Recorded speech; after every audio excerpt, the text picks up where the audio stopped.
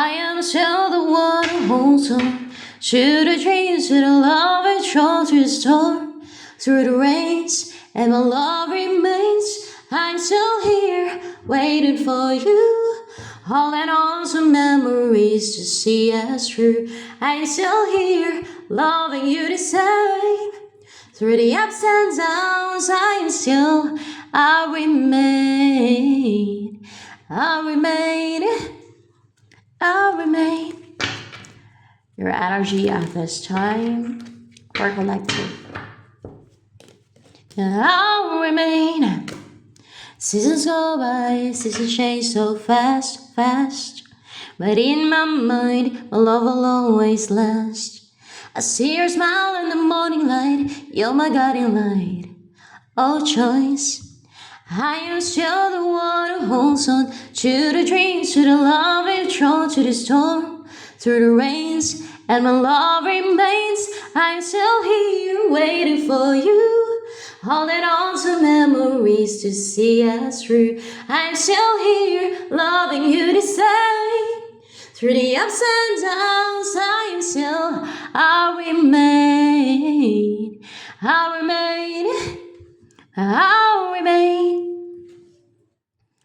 Ano pa? Anybody mo energy? I see your smile at the morning light. You're my guiding light. Stable, yung faith. Combination of this. Sa God, the Father. You have faith. Stable and grounded. Matibay. And strong yung faith mo sa God. So ano pa? I see your smile at the morning light. You're my guiding light. Your personality is powerful, lalo spiritually. Parang may authority spiritually. Wala.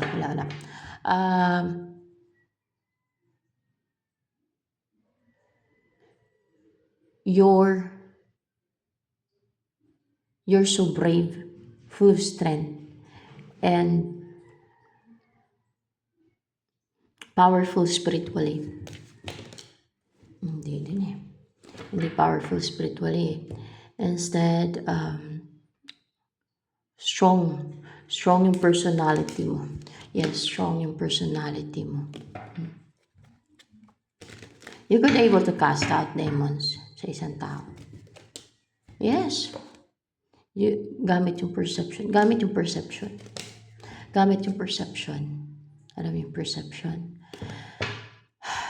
Through words, makakast out mo ba yung mga demons through words? Hindi. Gamit yung perception. Pag magsalita ka, hindi makakast out, hindi matatanggal. Pero gamit yung perception. Search for the word of perception.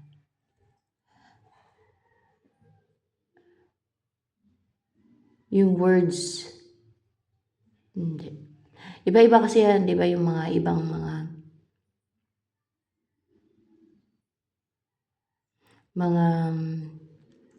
prophet bang tawag dyan, sa mga nagka-cast out ng mga demons. Madami naman gumagawa yan eh. Di ba yung mga manggagamot, tinatanggal nila yung mga demonyo at espiritu. Madami naman gumagawa niyan. Lalo yung mga sakula, mga demonyo, tinatanggal nila. Hindi lang naman yung mga American yung nagtatanggal yan. Madami kahit Pinoy, marunong, basta manggagamot. Pinag-aralan nila yan. Napag-aralan yan, natututunan yan. Pero, gamit yung word, no? Yung salita. At yung iba may ano pa eh. Yung dito sa atin may mga may spell pa. Parang ganun. Para makast out yung demons. Yung sa iba. Yung sa iba naman ay direct na.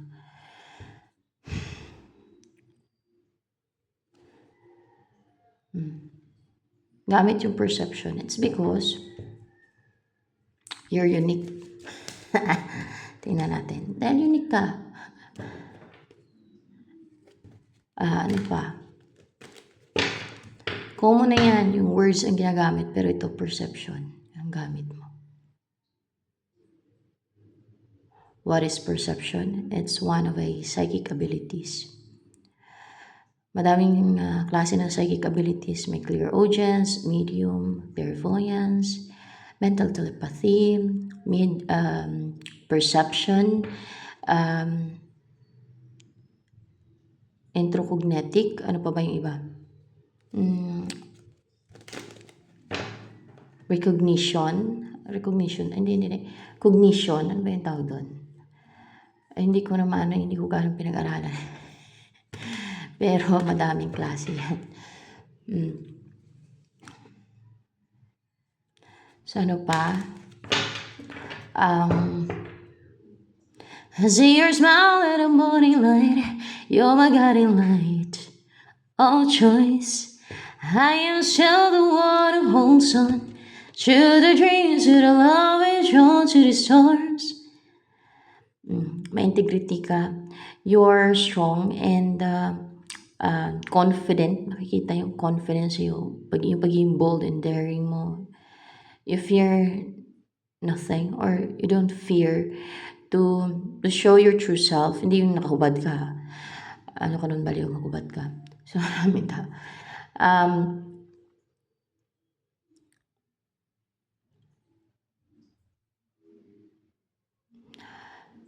Yung bold and daring, na matapang ka and confident, maybe to expose those hidden. Kasi merong owl dito na hindi nakikita ng iba, na you're the one who can see it. Like observing fakeness of others. And yung mga false mask nila, pwedeng ganon. And you have the key to uncover the truths.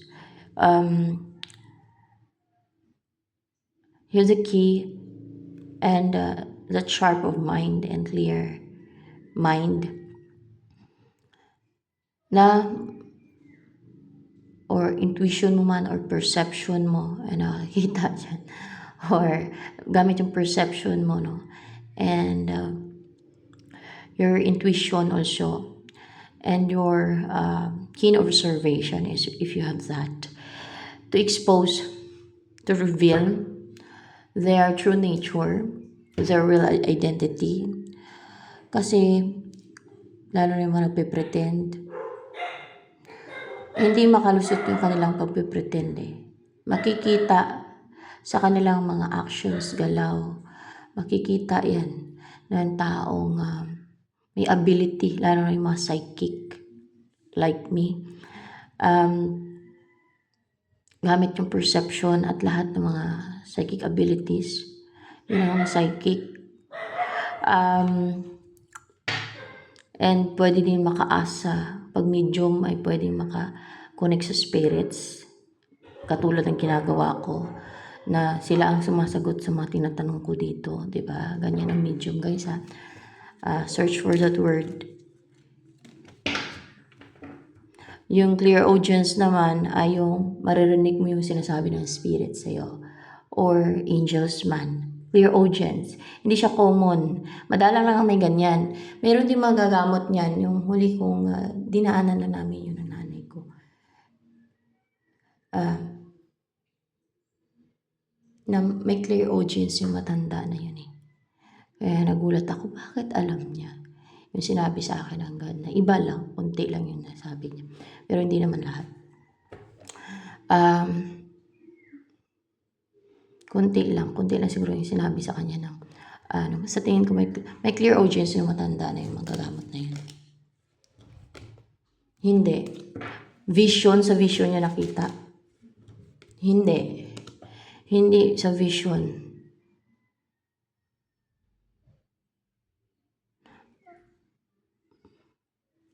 Ano yun? Paano niya nalaman? Gamit yung perception niya? Hindi din.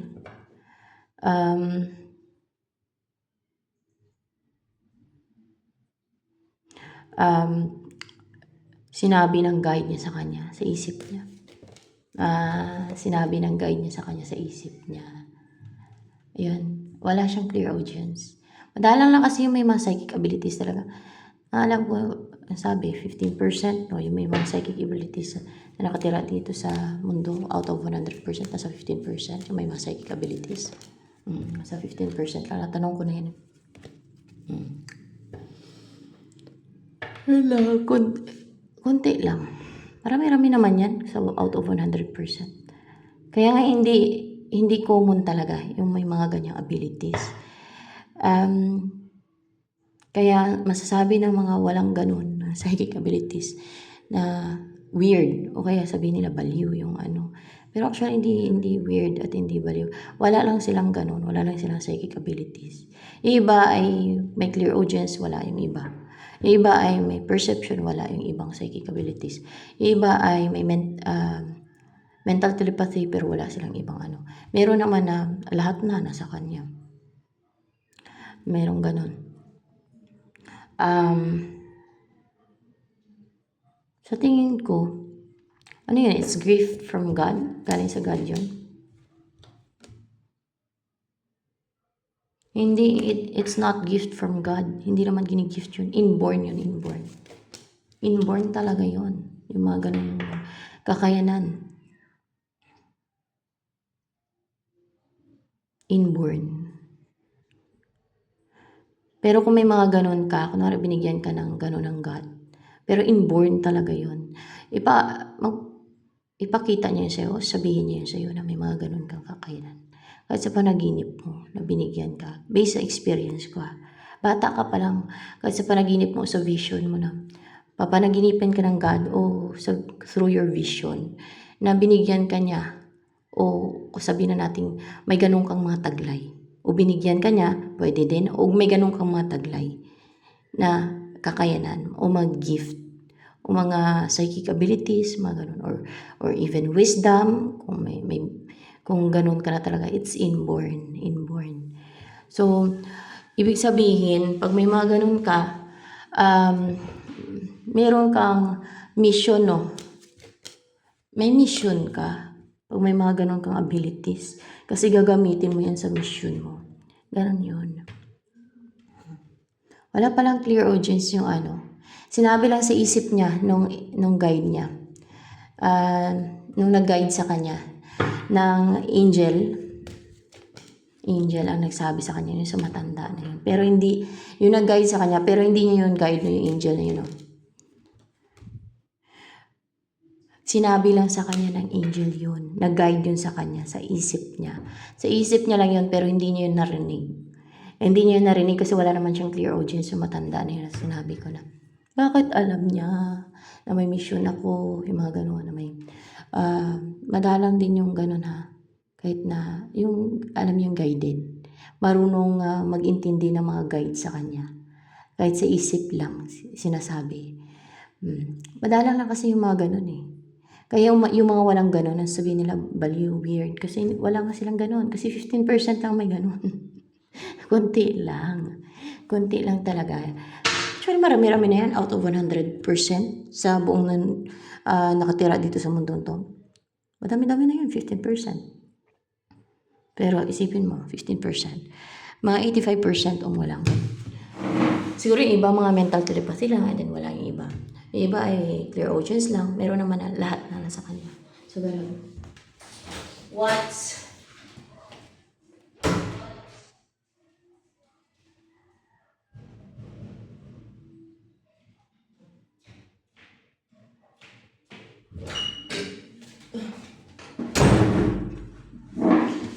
Kasi nga, yung may mga ganong psychic abilities, may mission. Kaya, inborn na yan sa kanila. Binigay yan dahil sa mission nila. Inborn. Hindi yan gift na pag malaki ka na, tsaka bibigyan ng gift ng ganon. Inborn daw yan. Inborn. Innate. Inborn. Yan. Search for the word. Kung hindi, klaro sa inyo yan. Yung inborn and innate na mga ganong abilities.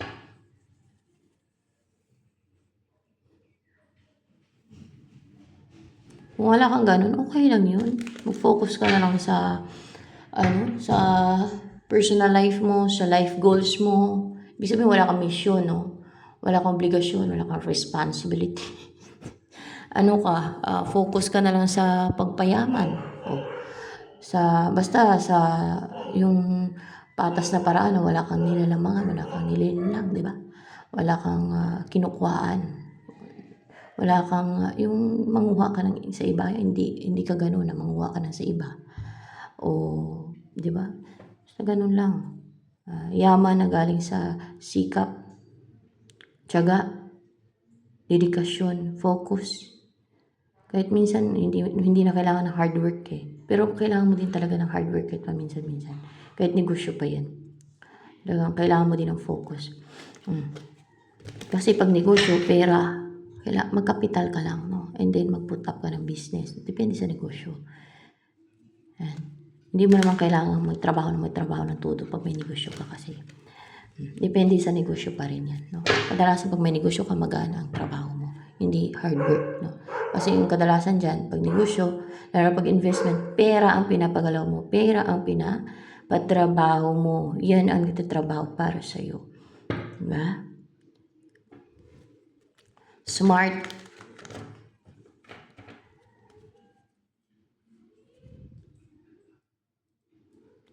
You're working smart. Ganon. Depende pa rin sa negosyo. Meron namang nagnegosyo na todo pa rin trabaho. Sa negosyo niya na may hard work talaga.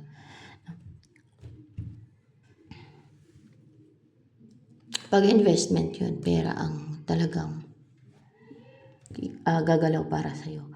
Pera ang magtrabaho para sa'yo. Kasi yun ang kinapital, yun ang parang pinapatrabaho mo eh. Pero mabagal lang talaga ang return sa investment. Mabagal ang tubo. Ganun talaga eh. Hindi kagaya ng negosyo na maparuling mo. Mabilisan kasi ang ikot ng pera pag negosyo. Pag business, yan. Yung investment mabagal talaga. Matagal.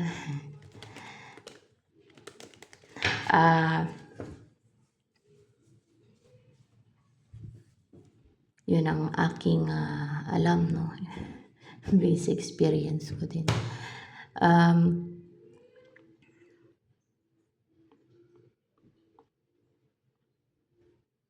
Ano pa? Ang energy mo yan. And my love remains.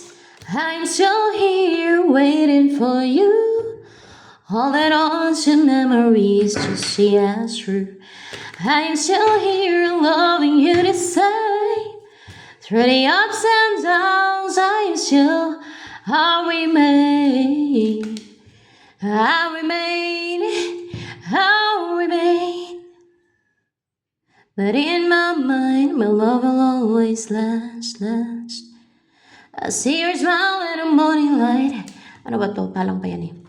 Upright pa talaga itong 8 of Cups na yan. Wait lang ha. Upright pa yung 8 of Cups na yan. You're my guiding light. In reverse, ang 8 of Cups. Nagtagumpay ka na mapabalik yung... ano ito mapabalik? Nagtagumpay ka, nagsucceed ka. Oh. Nag-umpisa ka na mag-succeed, na mapabalik yung ano. Tingnan natin. 4 of Swords. More clarification, mapabalik yung ano. Nagtagumpay ka na mapabalik yung...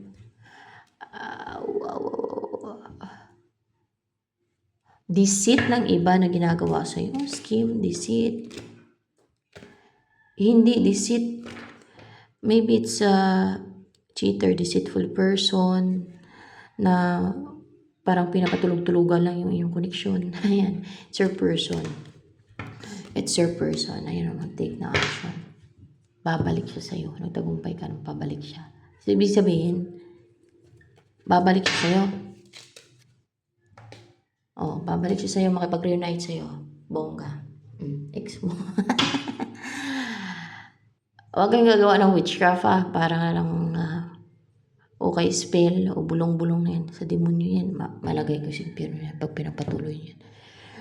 Hayaan nyo lang na kung ibigay sa inyo ng God, ibigay sa inyo ng God yan pag para sa inyo yan, pag yan ang dawan. Kasi kahit anong pilit nyo pag hindi para sa inyo. Yan. At kahit pag kunwari gumawa kayo ng mga witchcraft na yan, ikakapahamak na ng kaluluwa niyo yan. Mapunta lang kayo sa impyerno niyan. Pag pinagpatuloy niyo mga witchcraft niyo. Be fair. Pag maging madaya, no? Pandaraya yan yung witchcraft na yan. It's manipulation. It's evil doings. Kaya nga mapupunta sa impyerno. Sige, gawa niyan.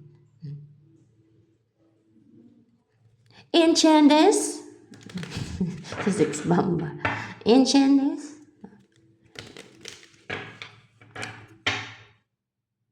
Pag wala kang psychic abilities kahit ni isa, sa mga nabanggit ko, wala kang obligasyon, wala kang mission, spiritual mission. No? Maring iba yung mission mo. More on practical plane, wala sa spiritual. Pwede kang mag-focus sa pagpayaman, negosyo, hanap buhay, kasi wala kang responsibility sa mga ganong bagay. So yan, ayaw mo na pag wala ka. Ay, nako guys. So, ano yung feelings ng, ito na, dito ako magkuha, feelings, ng babalik sa'yo na to na person mo. Babalik, ibig sabihin, past. I love. In love sa'yo, mahal ka niya, full of love, so soft, yung malambot yung puso niya sa'yo, talagang full of love. At nag-transform to, may nagbago sa person na to na in love na siya sa'yo ngayon. Kung dati ay cheater o deceitful o parang pabaya o walang pakialam sa'yo o umiiral yung pagiging selfish niya. Ngayon ay yun ang kanyang nararamdaman. Yun ang nangibago sa pagkatao niya, sa damdamin niya. Yung puno siya ng pagmamahal sa'yo. Ano pa? Malaking nagbago sa kanya. Dahil sa naramdaman niyang pagmamahal sa'yo. Dahil sa love niya for you. Nine of Pentacles. Ay! Stable na siya and ready and grounded and confident na. Hindi na siya nahiya na i-message ka. Ay, may ibon, no? And wala na yung doubt na kontakin ka, i-message ka. Kasi, hindi na yan na magtanong-tanong pa sa magulang niya o kanino o mag-isip pa na ano kayang sabihin ng ibang tao pagka pinorso ko yung person ko o mga ganun ba. O yung hindi na siya mag-rely pa sa desisyon sa mga friends niya, sa suggestion ng mga friends niya, family niya. Kasi independent ka eh. Diba? And confident siya sa kanyang desisyon. Para bang na tong tao na to. Stable mag-isip, grounded, and independent na person na hindi niya kailangan ng suggestion, hindi niya kailangan ng pakialam ng iba. So, may sarili siyang desisyon. At yun, i-message ka. Yun ang desisyon niya. Kontakin ka. Pwedeng puntahan ka ba niyan? Tingnan natin. Pupuntahan ka niyan. Antay ka lang. There's wait. Mukhang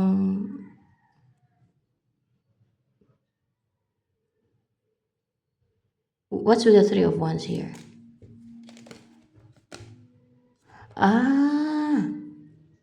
Yung pupuntahan ka niya, ayun ang inaantay niya din. Oo, yung makapagsimula kayong dalawa. So, yun ang inaantay niya, yung puntahan ka niya, yung makapagsimula kayong dalawa. Yung inaantay niya, yung makapagsimula kayong dalawa, yung makapag-start kayong muli. Na, syempre, kontakin ka muna niya bago kanya puntahan. Pag nakapag-umpisa na ulit kayo ng relationship, pupuntahan ka niya na agad. Kasi may Two of Wands pati, mukhang may distance sa inyo. Hindi naman pupuntahan ka niya agad. Pero puntahan ka niya, hindi na tatagal, pupuntahan ka niya. Ganon. Tingnan natin na. Oo, hindi na tatagal, pupuntahan ka niya. Yan. Talagang aapuyan siya, no? Aapuyan siya na mag-take na action na puntahan ka na niya. Pag Oh, parang fire on fire na mag-decide na siya na puntahan ka. Hindi tatagal, pupuntahan ka na niya. Once na nagkaroon ng communication sa inyo kasi bala ka niyang i-approach, i-message. Oh, may ibon. It's a sign of message. No? Yan yung kanyang balak ngayon. Yan na yung ano niya, decision niya. I-message ka and then ukontakin ka. And then, pag nagkasundo na kayo, pag nakapag-umpisa na ulit kayo ng relationship, no, na nagkasundo kayo na ulit, na okay na kayo at you're in a relationship na ulit, then pupuntahan ka niyan. Hindi na tatagal, pupuntahan ka niyan. Hindi lang agad-agad, pero hindi tatagal, pupuntahan ka niyan. Lalo na mukhang may distance with the two of wands. May distance Lalo kung malayo yan, ay syempre, kailangan muna niyang mag-leave sa work niya. Kailangan muna niyang kumuha ng, kung sa ibang bansa, passport, di ba? O kailangan niyang, kung dito man sa Pilipinas lang, na nasa province, o kung saan mang parte ng Pilipinas, may distance sa inyo. Ang kukuha pa ng ticket. Siyempre, aeroplano o barko man.